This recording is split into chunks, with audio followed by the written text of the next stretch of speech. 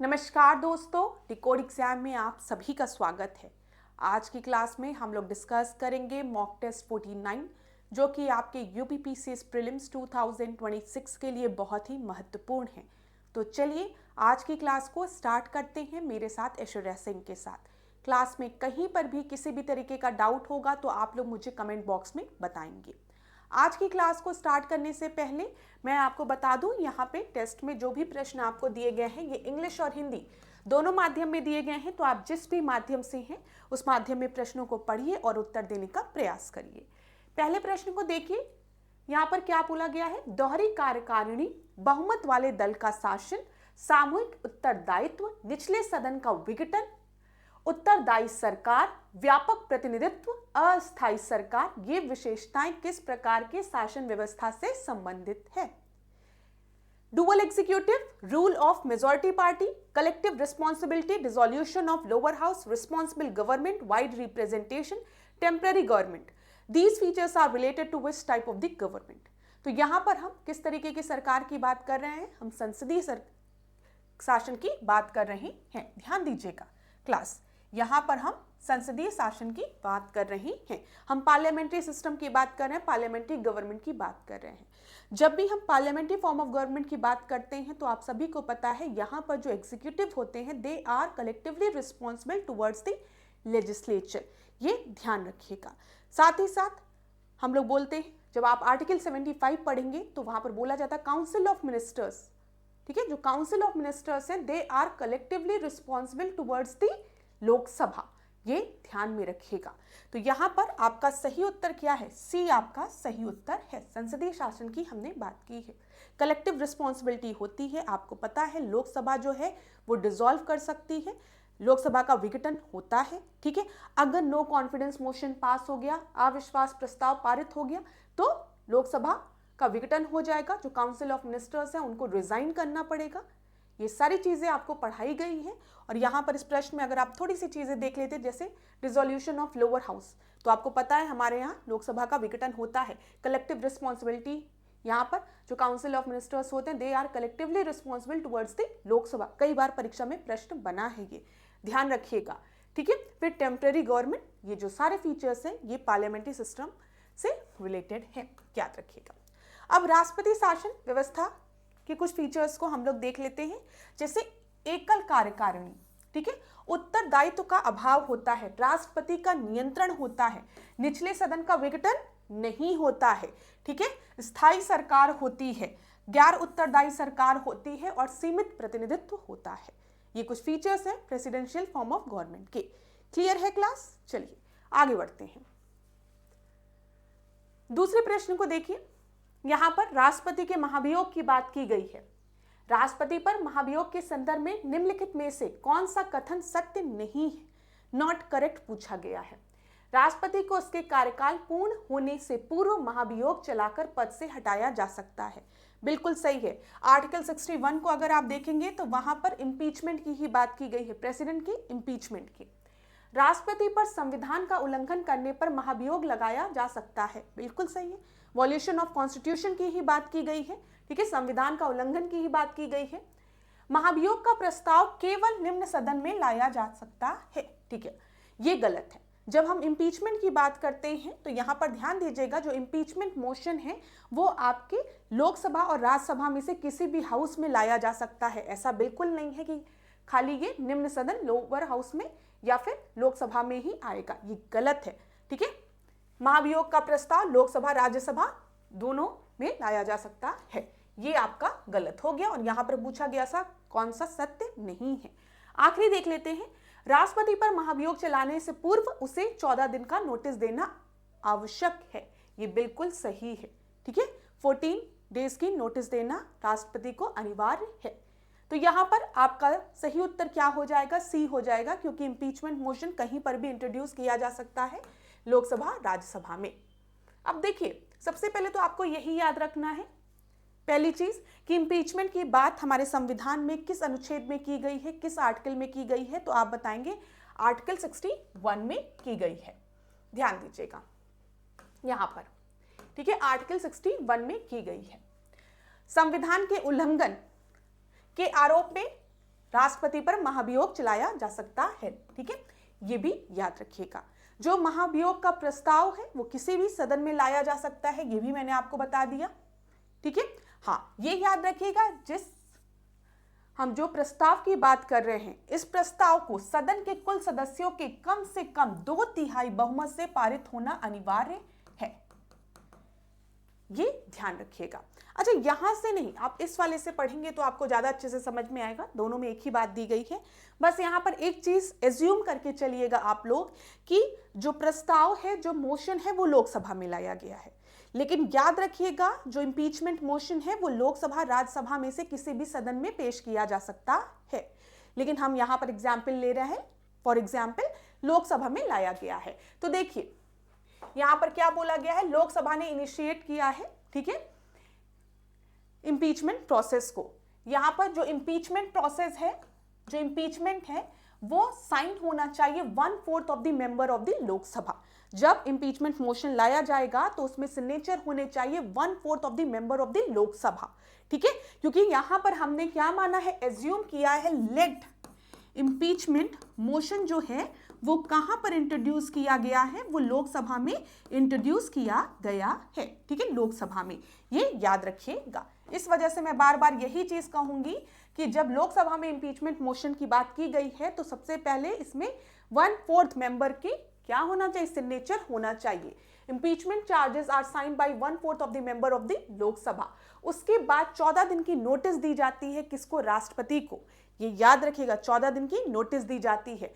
फिर उसके बाद क्या होता है, लोकसभा में इस पर आपका लाया जाता है, और अगर लोकसभा में इसे 2/3 मेजॉरिटी द्वारा पास कर दिया जाता है तो ये आपका चला जाता है राज्यसभा में। ठीक है, और राज्यसभा जो है वो इन्वेस्टिगेट करेगी जो चार्जेस लगाए गए हैं।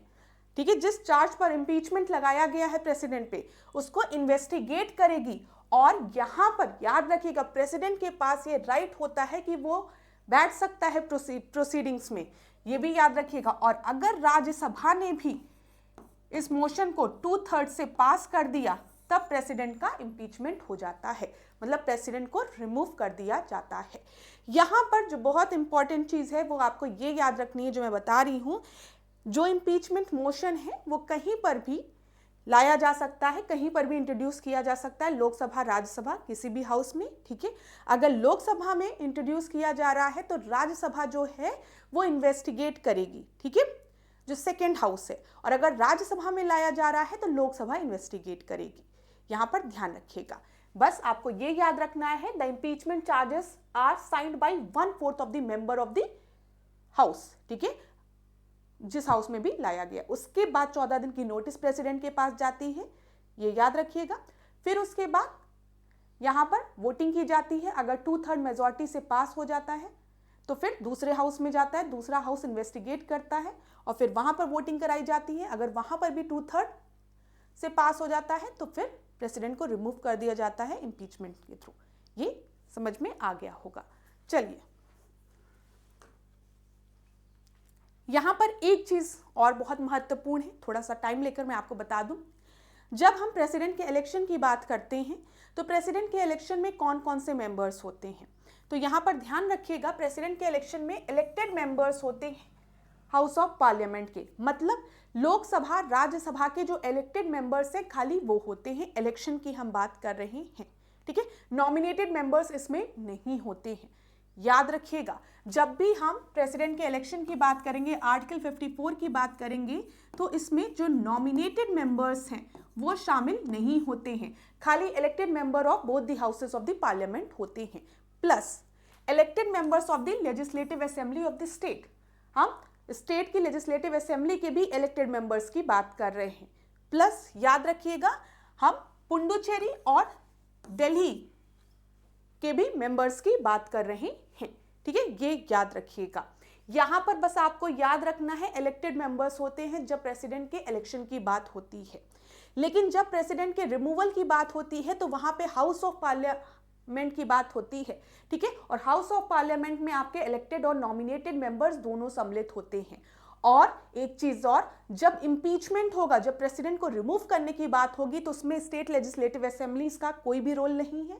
ठीक है, और यूनियन टेरिटरी का कोई रोल नहीं है, ये याद रखिएगा। वहां पर बस लोकसभा राज्यसभा के इलेक्टेड नॉमिनेटेड दोनों मेंबर्स की बात होती है रिमूवल के समय, लेकिन जब हम बात करते हैं इलेक्शन के समय तो खाली इलेक्टेड मेंबर्स की बात होती है। चलो अगला प्रश्न देखिए हम, थर्ड प्रश्न को देखिए क्या दिया गया है। भारत के संविधान का प्रारूप तैयार करने वाली संविधान सभा सदस्यों को ब्रिटिश संसद द्वारा नामित किया गया था, गवर्नर जनरल द्वारा नामित किया गया था, विभिन्न प्रांतों की विधानसभाओं द्वारा चुना गया था, भारतीय राष्ट्रीय कांग्रेस और मुस्लिम लीग द्वारा चुना गया था। तो यहां पर आपका सही उत्तर क्या है? कॉन्स्टिट्यूएंट असेंबली के जो मेंबर्स थे, ध्यान रखिएगा, कॉन्स्टिट्यूएंट असेंबली के जो मेंबर्स थे उनको, जिन्होंने कॉन्स्टिट्यूशन को ड्राफ्ट किया था, उन्हें इलेक्ट किया गया था by legislative assembly of various provinces.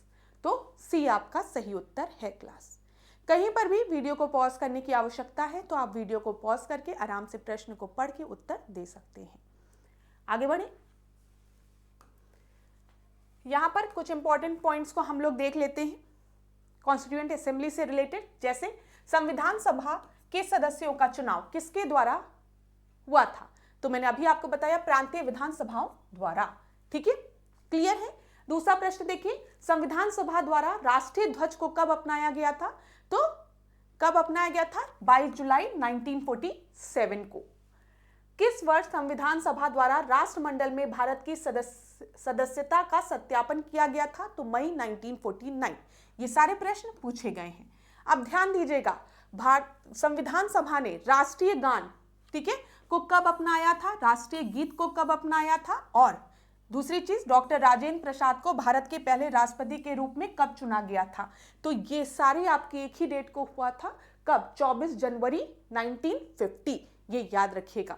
जब राष्ट्रीय गान की बात होगी, राष्ट्रीय गीत की बात होगी और बोला जाएगा डॉक्टर राजेंद्र प्रसाद को भारत के पहले राष्ट्रपति के रूप में चुना गया था। कब? 24 जनवरी 1950। ठीक है, 24 जनवरी 1950। अगला देखें, संविधान सभा के प्रारूप समिति का गठन कब किया गया था? प्रारूप समिति के गठन की बात की जा रही है तो 29 अगस्त 1947 को। संविधान सभा के प्रारूप समिति के अध्यक्ष कौन थे? तो आप सभी को पता है, डॉक्टर भीमराव अंबेडकर। संविधान सभा के प्रारूप समिति में सम्मिलित सदस्यों की संख्या कितनी थी? 7 सदस्य थे। संविधान सभा के सदन समिति के अध्यक्ष कौन थे? तो पट्टाभी सीतारमैया, याद रखिएगा। झंडा समिति के अध्यक्ष कौन थे? डॉक्टर राजेंद्र प्रसाद। तो ये सारे प्रश्न जो मैंने आपको बताए हैं वन लाइनर क्वेश्चन के माध्यम से, ये आपके परीक्षा में पूछे गए प्रश्न हैं। तो क्विक रिवीजन के लिए मैंने इनको वन लाइनर क्वेश्चन के माध्यम से डिस्कस किया। अब फोर्थ प्रश्न को देखते हैं, ध्यान से देखिएगा। जब लोकसभा भंग होती है तो विधेयक के समाप्त होने के विषय में निम्नलिखित वाक्यों पर विचार कीजिए। लोकसभा में पारित किंतु राज्यसभा में लंबित विधेयक समाप्त हो जाता है। लोकसभा में लंबित विधेयक समाप्त हो जाता है, राज्यसभा में लंबित विधेयक, लेकिन लोकसभा से पारित विधेयक समाप्त नहीं होता है। ठीक है, बताइए यहां पर आपका सही उत्तर क्या है? Bill passed in Lok Sabha but pending in Rajya Sabha lapse, बिल्कुल सही है। Bill pending in Lok Sabha lapse, बिल्कुल सही है। Bill pending in Rajya Sabha but not passed by the Lok Sabha do not lapse, ये भी बिल्कुल सही है। तो इस प्रश्न का सही उत्तर क्या हो जाएगा? डी आपका सही उत्तर हो जाएगा। ठीक है, अब क्लास यहां पर इस तरीके से आप ध्यान में रख सकते हैं, अगर किसी भी बिल को, ठीक है, लोकसभा ने टच कर दिया है, लोकसभा ने उसको टच कर दिया है और वो प्रेसिडेंट के पास नहीं पहुंच गया है उसके एसेट के लिए, तो वो बिल आपका लैप्स कर जाएगा लोकसभा डिसॉल्व होने पर। ये याद रखिएगा। इस तरीके से याद रखेंगे तो कंफ्यूज नहीं होंगे। अगर पेपर में 4-5 लाइनें आपको देके कंफ्यूज करने का प्रयास किया जाएगा तो आप तब भी नहीं आप कंफ्यूज होंगे। बस ऐसे याद रखिए कि कोई भी बिल जिसको लोकसभा ने छू दिया है और वो प्रेसिडेंट के पास अभी तक नहीं गया है, लोकसभा और राज्यसभा में ही अटका हुआ है अभी, तो वो बिल आपका क्या होगा? लैप्स कर जाएगा लोकसभा के डिसॉल्व होने पर। ठीक है, जो लास्ट वाला ऑप्शन था उसमें यह बोला गया था एक ऐसा बिल है जो कि राज्यसभा में अभी अटका हुआ है और लोकसभा के पास गया ही नहीं है। ठीक है, तो उस बिल पर क्या होगा? तो वो आपका लैप्स नहीं होगा। क्यों? क्योंकि वो अभी राज्यसभा में ही अटका हुआ है, लोकसभा उसको छुई नहीं है। ठीक है, तो इस तरीके से याद रखेंगे तो आपका प्रश्न गलत नहीं होगा। चलो आगे बढ़ते हैं अगले प्रश्न पे। पांचवा प्रश्न देखिए क्या दिया गया है। संयुक्त राष्ट्र बहुआयामी शांति स्थापना संचालन नो के मूल कार्य निम्नलिखित में से कौन से हैं? Which of the following are the core functions of the United Nations multi dimensional peace keeping operation. तो यहाँ पे स्टेबलाइजेशन की बात होती है, बिल्कुल सही। पीस स्ट्रेंथनिंग की बात होती है, बिल्कुल सही। Supporting a state which is losing a war, किसी युद्ध में पराजित हो रहे राज्यों का समर्थन करना, इसकी बात नहीं होती है। हम United nation multi dimensional peace keeping operation की बात कर रहे हैं, तो यहाँ पर स्टेबलाइजेशन की बात होती है, पीस स्ट्रेंथनिंग की बात होती है, लेकिन ये कहीं नहीं लिखा है कि जो स्टेट आपका वॉर लूज कर रहा है उसको सपोर्ट किया जाएगा, ऐसा नहीं है।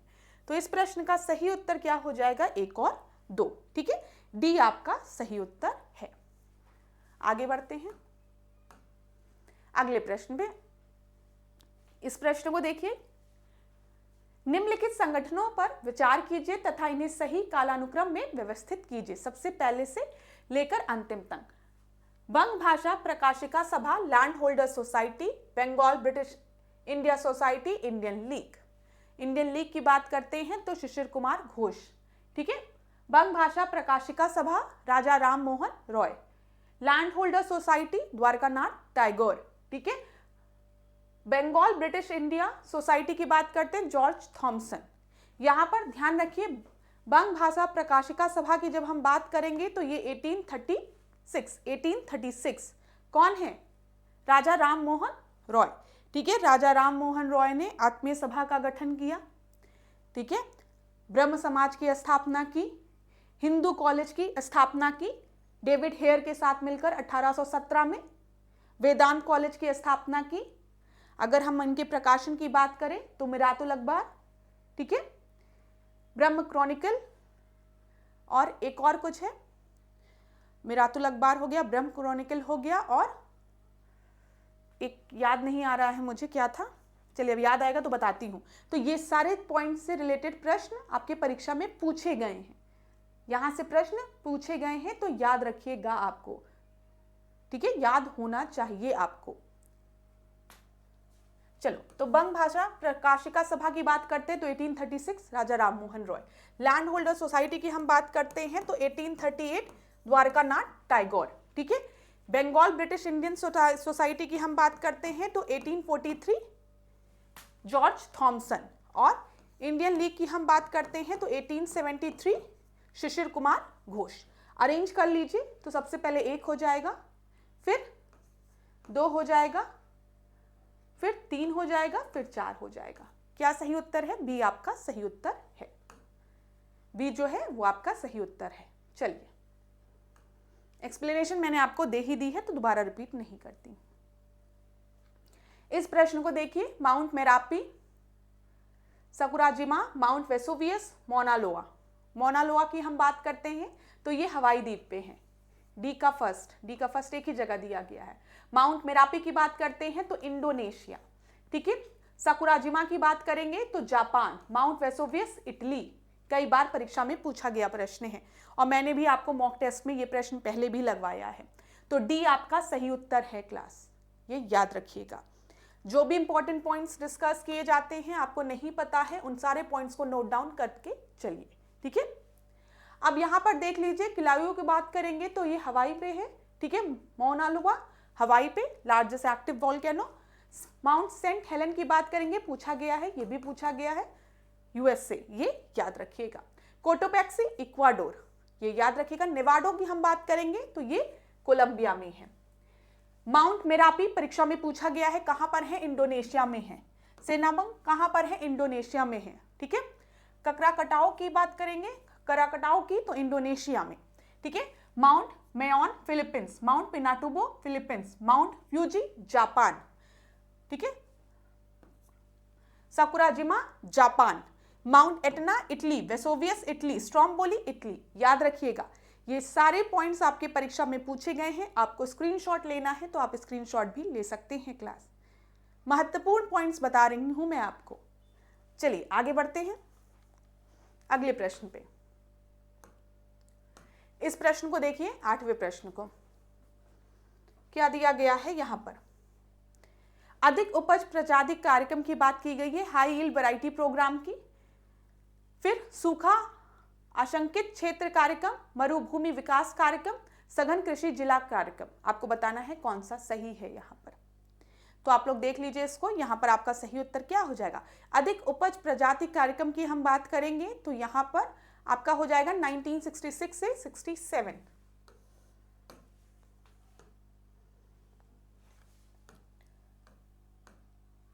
ध्यान दीजिएगा क्लास, ए का आपका 2 हो जाएगा, ठीक है। बी का ड्राफ्ट प्रोन एरिया प्रोग्राम की जब हम बात करेंगे तो 1973, बी का 3rd हो जाएगा। सी डेजर्ट डेवलपमेंट प्रोग्राम की अगर बात की जाए तो यहां पर आपका सी का हो जाएगा 1977 के करीब, तो 4th हो जाएगा, ठीक है। और डी बचा तो डी का 1 हो जाएगा। देख लीजिए 2 3 4 1, 2 3 4 1 आपको किस ऑप्शन में दिया गया है, डी ऑप्शन में दिया गया है। तो राइट आंसर क्या होगा, डी आपका राइट आंसर हो जाएगा। चलिए सघन कृषि, ठीक है, ठीक है।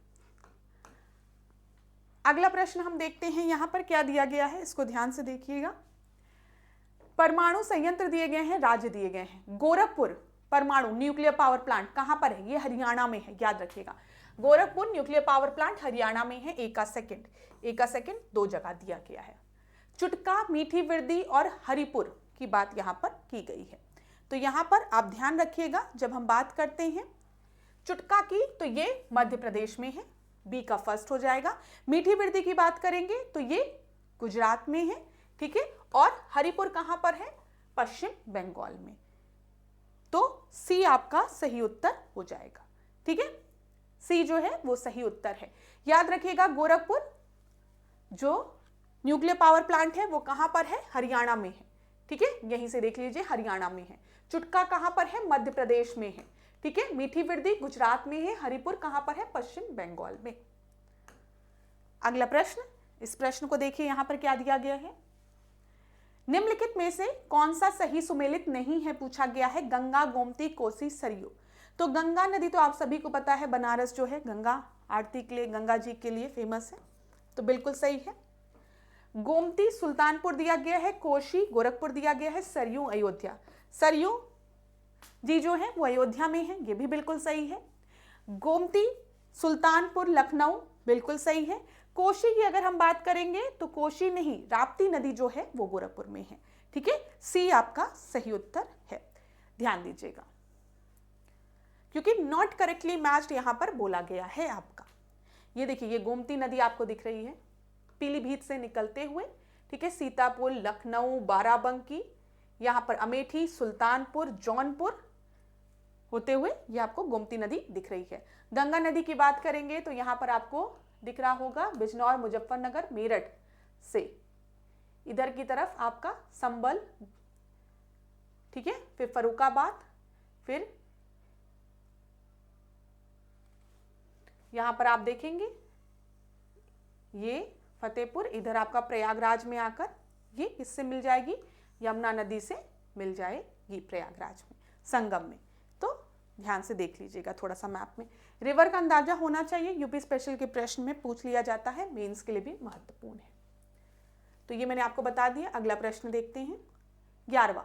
गौरी शंकर, देवीलाल, हरिप्रसाद चौरसिया, MF हुसैन और जाकिर हुसैन। तो ये तो आपको पता ही होगा। MF हुसैन की जब हम बात करते हैं तो हम पेंटिंग की बात करते हैं, जाकिर हुसैन की जब हम बात करते हैं तो हम तबला वादक, ठीक है। तो C2D4 11th है, तो सी आपका सही उत्तर हो जाएगा। इन्हीं दोनों ऑप्शन से आप डायरेक्ट सही उत्तर पे आ सकते थे, सबसे आसान यही 2 ऑप्शंस थे। C2 जब हम MF हुसैन की बात कर रहे हैं तो पेंटिंग की बात की जाती है, जाकिर हुसैन तबला वादक है, ठीक है। गौरी शंकर देवीलाल की जब हम बात करते हैं तो ये कत्थक से रिलेटेड है। हरिप्रसाद चौरसिया की हम बात करते हैं तो ये फ्लूट से रिलेटेड है। आगे बढ़े, अगला प्रश्न देखें। अर्जुन बांध नहर उत्तर प्रदेश का लाभान्वित जिला कौन सा है। अर्जुन डैम कैनाल से उत्तर प्रदेश का कौन से जिले को फायदा मिलता है, चलिए बताइए। यहां पर आपका सही उत्तर क्या है, 12th का। तो 12th का जो सही उत्तर है वो है हमीरपुर, ठीक है। ध्यान दीजिएगा यहां पर। हमीरपुर। अर्जुन बांध उत्तर प्रदेश के महोबा जिले के चरखारी में अर्जुन नदी पर बनाया गया है। यह पूरी तरीके से बनकर तैयार हुआ। यहाँ पर ध्यान दीजिएगा, महोबा और हमीरपुर डिस्ट्रिक्ट में है ये। अगर आप यहाँ पर ध्यान दोगे तो ये है महोबा और ये है हमीरपुर, झांसी से लगा हुआ। तो अर्जुन बांध यहाँ पर है, ठीक है। अर्जुन नदी पर बनाया गया है, इसे याद रखिएगा। अब अगर आपको स्क्रीनशॉट लेना हो, विजिबल है तो आप स्क्रीनशॉट ले सकते हैं। फरक्का परियोजना गंगा भागीरथी पश्चिम बंगाल में है, ठीक है। काकड़ापारा कई बार पूछा गया है, मैं इस पे वो लगा देती हूँ, गुजरात में है ताप्ती नदी पर, ठीक है। फिर उसके बाद तवा परियोजना तवा नदी पर है, कहाँ पर? मध्य प्रदेश में। नागपुर शक्तिगृह परियोजना कोरडी नदी पर है, महाराष्ट्र में। उकाई परियोजना कई बार पूछा गया है, ताप्ती नदी पर है, यहाँ पर याद रखिएगा ताप्ती नदी पर। काकड़ापारा परियोजना और यहाँ पर उकाई परियोजना आपको याद रखना है। फिर पोचमपाद परियोजना जो है वो गोदावरी नदी पर है, ये भी कई बार परीक्षा में पूछा गया प्रश्न है। मालप्रभा परियोजना मालप्रभा नदी पर है, कहाँ पर? कर्नाटक में। महानदी पर है। रिहन परियोजना रिहन नदी पर है, उत्तर प्रदेश में। कुंडा परियोजना कुंडा नदी पर है। फिर इडुक्की याद रखिएगा, ये किस पर है? पेरियार नदी पर, केरल में। जो इंपॉर्टेंट है वो बता देती हूँ। माता टीला कई बार पूछा गया है, बेतवा नदी पर है, उत्तर प्रदेश और मध्य प्रदेश में, ठीक है। भाखड़ा नांगल की हम बात करेंगे तो ये सतलज नदी पर, ठीक है। पंजाब, हरियाणा, हिमाचल प्रदेश, राजस्थान को लाभ मिलता है। पूर्णा परियोजना जो है पूर्णा नदी पर है, महाराष्ट्र में। हंसदेव बंगो परियोजना हंसदेव नदी पर है, मध्य प्रदेश में। यहाँ पर जो सर्किल किया गया है, जैसे यहाँ पर ध्यान रखिएगा, माता टीला, पोचमपाद, उकाई, तावा परियोजना, फरक्का परियोजना, ये यहां से प्रश्न बने हैं आपके परीक्षा में, तो ध्यान रखिएगा। अगला प्रश्न देखते हैं 13th क्वेश्चन को। 2011 की जनगणना के आधार पर उत्तर प्रदेश के संदर्भ में निम्नलिखित आंकड़ों में से कौन सा सही सुमेलित नहीं है, ये आपको बताना है। कौन सा आपका करेक्टली मैच नहीं है, ये पूछा गया है।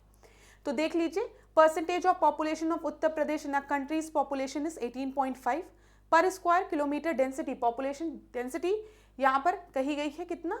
829। फिर percentage growth in population of Uttar Pradesh in decade 2001 to 11 20.23 और लास्ट में फीमेल लिटरेसी दी गई है 57.18%। इस तरीके के प्रश्न परीक्षा में पूछे जा सकते हैं। यहाँ पर आपको बताना है कौन सा करेक्टली मैच्ड नहीं है क्लास, ध्यान दीजिएगा। तो पहला जो है वही आपका करेक्टली मैच्ड नहीं है। जब हम बात करते हैं देश की जनसंख्या में उत्तर प्रदेश की जनसंख्या का प्रतिशत कितना है, तो याद रखिएगा यहाँ पर कि ये आपका है 16.51%। ध्यान रखिए यहाँ पर 16.51%, ठीक है। इस तरीके के प्रश्न सेंसस से रिलेटेड प्रश्न परीक्षा में बनते हैं, महत्वपूर्ण है। अगला प्रश्न देखते हैं। सूची 1 को सूची 2 के साथ आपको सुमेलित करना है। भातखंडे संगीत संस्थान की स्थापना कब हुई थी? राज्य ललित कला अकादमी की स्थापना कब हुई थी? उत्तर प्रदेश संगीत नाटक अकादमी की स्थापना कब हुई थी? भारतेंदु नाट्य अकादमी की स्थापना कब हुई थी? तो याद रखिएगा, भातखंडे संगीत संस्थान की स्थापना 1926 में हुई थी। राज्य ललित कला अकादमी की स्थापना 1962 में हुई थी, ठीक है। उत्तर प्रदेश संगीत नाटक अकादमी की स्थापना 1963 में हुई थी और भारतेंदु नाट्य अकादमी की स्थापना 1975 में हुई थी। यहाँ पर जो आपका सही उत्तर है वो है ए आपका सही उत्तर है। अगला प्रश्न देखेंगे, 15th प्रश्न को देखिए, क्या दिया गया है यहाँ पर। निम्नलिखित में से कौन सा युग्म सुमेलित नहीं है? नगर, कस्बा, नदी दी गई है। बिट्ठूर में गंगा नदी है, गोरखपुर में राप्ती नदी है, अभी हमने डिस्कस किया। जौनपुर में सई दी गई है, कौशाम्बी में यमुना नदी दी गई है।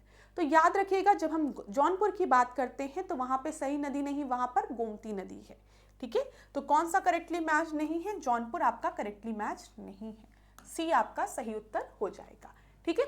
यहाँ पर ध्यान दीजिएगा, जब हम जौनपुर की बात करते हैं तो वहां पर प्रभावित होने वाली जो मुख्य नदी है वो गोमती नदी है, ठीक है। जबकि सई नदी की हम बात करते हैं तो ये प्रतापगढ़ से होकर जौनपुर के ग्रामीण इलाकों में बहती है, ये पॉइंट याद रखिएगा। लेकिन मुख्य नदी वहां पर पूछी गई है तो इस वजह से गोमती नदी होगी, ठीक है। चलिए अगला प्रश्न देखिए। 16th क्वेश्चन को देखिए, यहां पर क्या पूछा गया है। समान जनसंख्या में प्रतिशत की दृष्टि से शीर्ष अनुसूचित जनजाति वाला राज्य केंद्र शासित निम्न में से कौन सा है? मिजोरम, नागालैंड, मेघालय या फिर अरुणाचल प्रदेश। तो यहां पर ध्यान दीजिएगा, state union territories with the highest percentage of scheduled tribes in general population की बात की गई है। Highest percentage of scheduled tribes की बात की गई है, जनजाति की बात की गई है, तो किस उसमें होगा? तो यहां पर आपका सही उत्तर मिजोरम हो जाएगा। ए आपका सही उत्तर हो जाएगा। देखिए क्लास, सेंसस से रिलेटेड प्रश्न परीक्षा में पूछ लिए जाते हैं, तो ध्यान रखिएगा, ठीक है। यहां पर एक चीज ध्यान रखिएगा कि लक्षद्वीप आपका ऑप्शन में नहीं दिया गया है। अगर लक्षद्वीप ऑप्शन में दिया रहता तब आप लक्षद्वीप मार्क करते, उसके बाद मिजोरम आता है। यहां पर देख लीजिए, लक्षद्वीप में अगर हम परसेंट की बात करें तो 94.8% हमें अनुसूचित जनजाति मिलती है, ठीक है। मिजोरम में 94.4%, उसके बाद नागालैंड, फिर मेघालय, फिर अरुणाचल प्रदेश। प्रश्न में लद्दाख नहीं दिया गया था, इस वजह से हमने मिजोरम को टिक लगाया था। चलिए आगे बढ़े अगले प्रश्न पे। 17 क्वेश्चन को देखिए। निम्नलिखित में से किस बैंक का महात्मा गांधी द्वारा उद्घाटन हुआ था?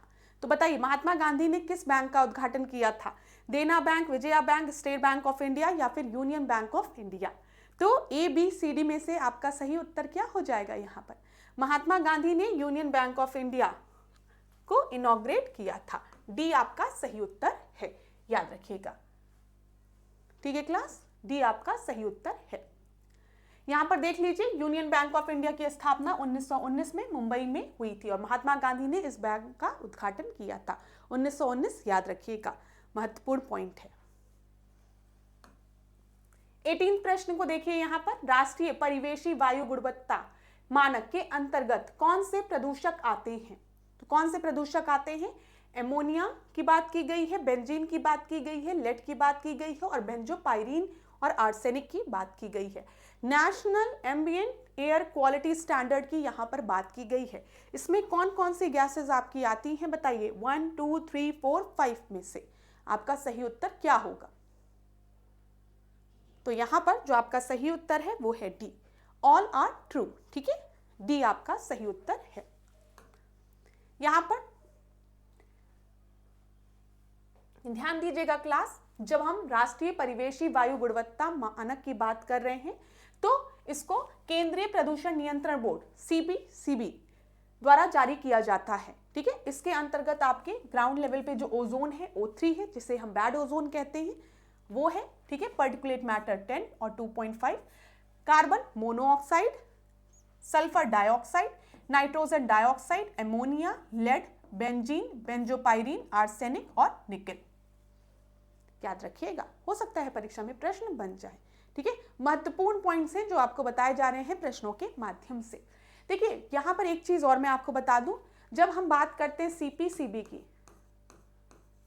केंद्रीय प्रदूषण सेंट्रल पॉल्यूशन कंट्रोल बोर्ड की जब हम बात करते हैं तो कई बार परीक्षा में बात होती है कि सीपीसीबी का गठन किस एक्ट के तहत हुआ है। तो याद रखिएगा, इसका गठन जल एक्ट, वाटर एक्ट 1974 के तहत हुआ है, ठीक है। वाटर एक्ट 1974 के तहत इसका गठन हुआ है, लेकिन इसको शक्ति, वास्तविक में इसको शक्ति किसके द्वारा प्रोवाइड की गई है? तो एयर एक्ट 1981 के तहत, ठीक है, याद रखिएगा।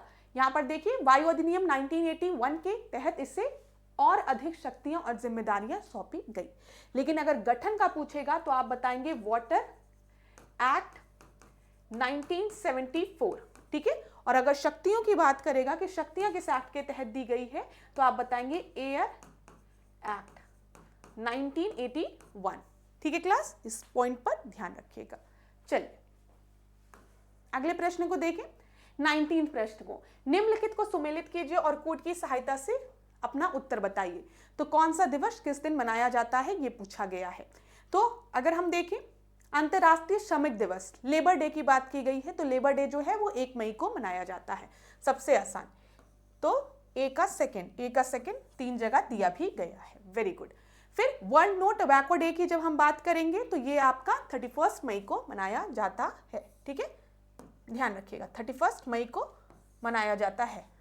चलो ये हो गया।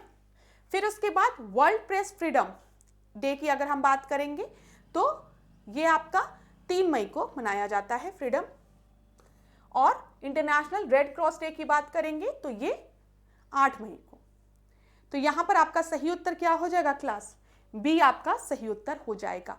ऐसे प्रश्न प्रीलिम्स में पूछ लिए जाते हैं तो थोड़ा सा तैयार कर लीजिएगा, ज़्यादा परेशान होने की ज़रूरत नहीं है। जिस मंथ में है उस मंथ के डेज को पढ़ लीजिए, थीम पढ़ते ही हैं आप तो बहुत ज़्यादा बर्डन नहीं पड़ेगा इससे।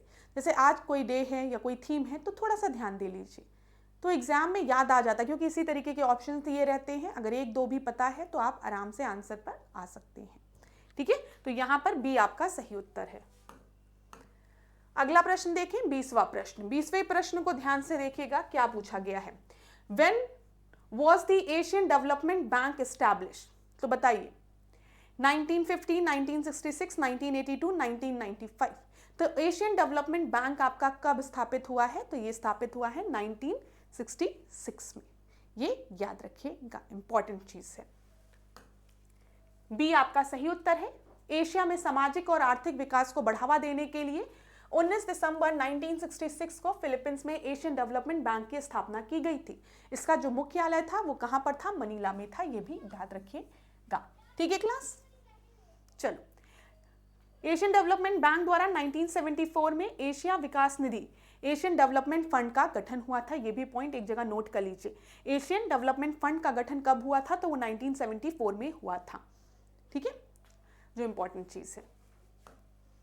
अब आज की क्लास में हमने 20 प्रश्नों को डिस्कस किया है। नेक्स्ट क्लास में 25-30 ऐसे क्वेश्चंस को हम लोग डिस्कस करते हुए चलेंगे। आज की क्लास को एंड करने से पहले थोड़ी सी इंफॉर्मेशन मैं आप लोगों को देना चाहूँगी यूपीपीसीएस कोर्स के बारे में, फाउंडेशन कोर्स के बारे में। इस फाउंडेशन कोर्स में एंटायर सिलेबस को कवर किया गया है, प्रीलिम्स, मेंस, साथ ही साथ आपको इंटरव्यू, मॉक इंटरव्यू के लिए भी प्रैक्टिस कराया जाएगा फ्री में। नोट्स आपको प्रोवाइड की जाएगी। कहीं पर भी डाउट होता है आंसर राइटिंग में आप पूछ सकते हैं। तो अगर इस कोर्स से आपको जुड़ना है तो यहाँ पर कॉन्टैक्ट नंबर दिया गया है, इस पर आप कॉन्टैक्ट करिए, आपको सारी डिटेल प्रोवाइड करा दी जाएगी। कोई भी क्वेरी है, कुछ भी पूछना चाहते हैं आप इस कोर्स से रिलेटेड, आप इस नंबर पर कॉन्टैक्ट करिए, सारी इंफॉर्मेशन आपको प्रोवाइड करा दी जाएगी। तो thank you so much class. अब आज के सेशन को यहीं पे एंड करेंगे। नेक्स्ट क्लास में आपसे मिलेंगे नए प्रश्नों के साथ। अगर किसी भी प्रश्न में कोई भी दिक्कत होती है तो कमेंट बॉक्स में ज़रूर बताइए। आज के सेशन को यहीं पे ख़त्म करते हैं। लेकिन मैं एक चीज़ आपसे बोलूँगी, अभी परीक्षा में काफ़ी समय है, देखिए क्या होता है आपके प्रीलिम्स के डेट का। लेकिन आप लोग पढ़ाई करते रहिए, ये चीज़ मैं हमेशा कहूँगी। जिनको प्रीलिम्स में अपीयर होना है वो प्रीलिम्स की तैयारी करिए। जिनका अभी मेंस लगा हुआ है वो अभी अपने मेंस पर फोकस करिए पूरी तरीके से, ठीक है। और जिनका इंटरव्यू है वो उन इंटरव्यू पर ध्यान दीजिए। तो क्लास जैसे जैसे एक सीढ़ी आगे बढ़ेंगे अपना ध्यान दूसरे स्टेप पर ले जाएंगे। तो अब आज के सेशन को यहीं पे एंड करेंगे। कोई भी प्रॉब्लम होती है, कहीं पर भी दिक्कत होती है, किसी भी टॉपिक में दिक्कत होती है, किसी भी सब्जेक्ट में दिक्कत होती है तो बेझिझक आप लोग कमेंट बॉक्स में हमें बता सकते हैं। इसी तरीके से मेरे साथ ऐश्वर्या सिंह के साथ डिकोड एग्जाम के साथ बने रहिए। खूब पढ़िए, खूब आगे बढ़िए क्लास। धन्यवाद।